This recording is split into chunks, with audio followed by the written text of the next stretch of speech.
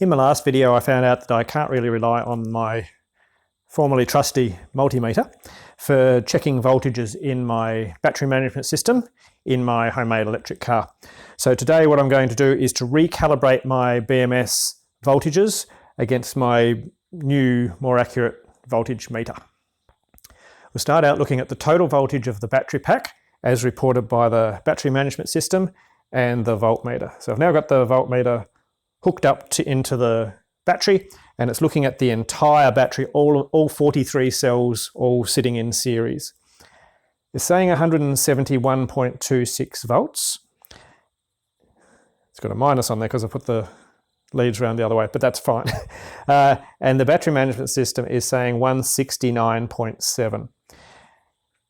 Now, when I tested my meter, this meter against this meter, I found at 4 volts, which is about the voltage of each cell, it was 0.03 volts low. This was reading low. The battery management system doesn't look at the entire voltage like this is. It looks at each individual cell and then it adds them all up. So in theory, the voltage that the battery management system is reporting should be 43 times 0.03 volts lower than what this is reading. So when I do the maths, 43 times 0.03 is 1.29 volts, and 169.7 plus 1.29 volts is 171 volts, or 170.99. This is reading 171.26, so it's about 0.26 volts different than what I'd imagine. That's fine over 43 additions without terribly good resolution in each module. That is consistent with what I would see with each cell being out by 0.03 volts. The voltage is out on each cell. What can we do about it? Well, we can recalibrate them. So each cell module looks something like this. This is an earlier version, but they measure the voltage across the cell and they send it on to the master. So there's 43 of these little circuit boards. Each one of them has some memory in there, non-volatile, which means we put in a calibration value and it doesn't forget it, even if the power goes off. To set the values in each of the modules, it's done by the master. And what I have to do is put in a calibration program into that master. So I actually connect to the computer, download that program into the master, and in there I've put in the actual voltage of each cell. To set the voltages on each cell, what I'd normally do is I'd measure the voltage across that cell, and then when I put the program into the master, I'm telling it this is the cell number 1 voltage, this is cell number 2 voltage, and so on. And it goes through and says, this is your voltages, and the modules recognize that calibrate command, and they go, okay, and store the offset to whatever they're reading internally into that little bit of non-volatile RAM. Then once they've gone out of calibration mode, they then read the voltage, add their little calibration, and that's what they report back to the master. So I can set those voltages using the master, but normally I'd want to measure them. I don't want to measure them this time because they're all in boxes. And the boxes would take me ages to get apart. Then I need to pull the battery modules out, and it's quite a rigmarole. So what I'm going to do is I'm going to use the computer to tell me what the current voltages are, and then I'll adjust them all up by 0.3 and then check it against the meter to make sure that seems right. So let's have a look at the current voltages. Here's the output of QtCom, which is the terminal program that I use to collect data from the BMS master. Now what we're looking at here is a time and date, and then, or just a time, and then a command, which is 01, which is voltage, and then a string of 28s now, and 129 in there. So there's 43 of these values, one for each cell. They are all 28 along here, except for the one which is 29. So you can see all 28. This is the hex value of the voltage. When you convert that into volts, it'll be around 3.95 volts, something like that. And then the one that's higher, that's actually a lower voltage. So if they're all 3.25, that one will be 3.26. something to that effect. So what I need to do is, when I download my calibration program, I need to tell, I'll just adjust this so that these all read a little bit lower, so that in volts they read a little bit higher. So those are the values I need to put in. They're almost all the same because they've been nicely balancing. There's just that one slightly out.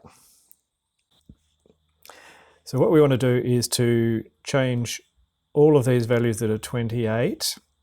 So they're all 28 except for number 5, which is 29. We're going to change them all to 25, except for number 5, which is 26. Those are the values I've converted to voltage. It'll get us 0.03 volts higher than what we were. And so the way we do this is into the programming development environment here.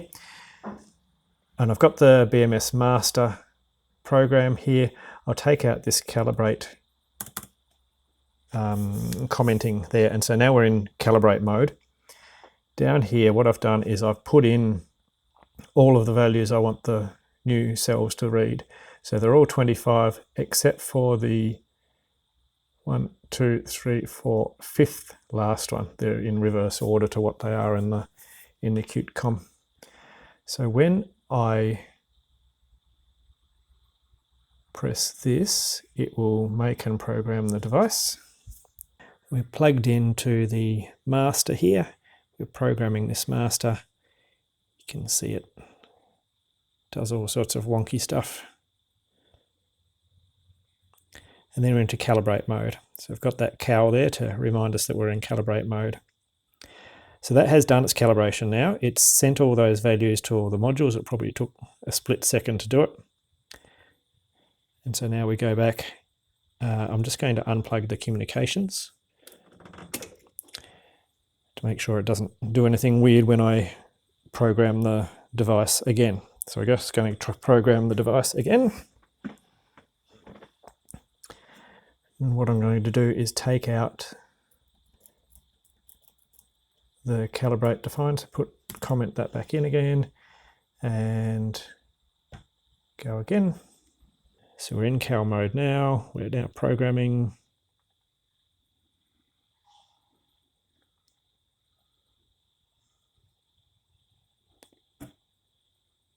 And so now we're not in programming mode anymore. We're not in calibration mode anymore. And we can plug the comms back in. Now, what did we need? We needed something like 171.2 volts, wasn't it? That's pretty close. Cool. Let's look at the computer monitoring. And we have all 25s except for number 5, which is 26. Yep, that looks pretty good. You do get the, so this line here is the temperatures. It does the temperatures every 10th one, I think. But you'll also get the occasional odd one, the 24 there. That's just sort of how it is.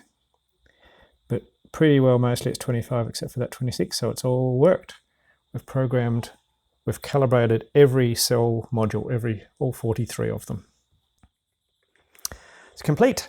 Managed to calibrate all 43 modules reasonably automatically. And so all I did was I looked at what they were, added on 0.03 of a volt to each of the modules and told them, no, that's what your value is now. I could have, there might be a problem with it in that if any of them weren't calibrated accurately to start with, I've now just kept that inaccuracy going. Hopefully that doesn't matter. I think they're at least better than they were. And so next time I have the cells out doing any other kind of maintenance when the next thing goes wrong, I probably should reprogram them, recalibrate them to exact values.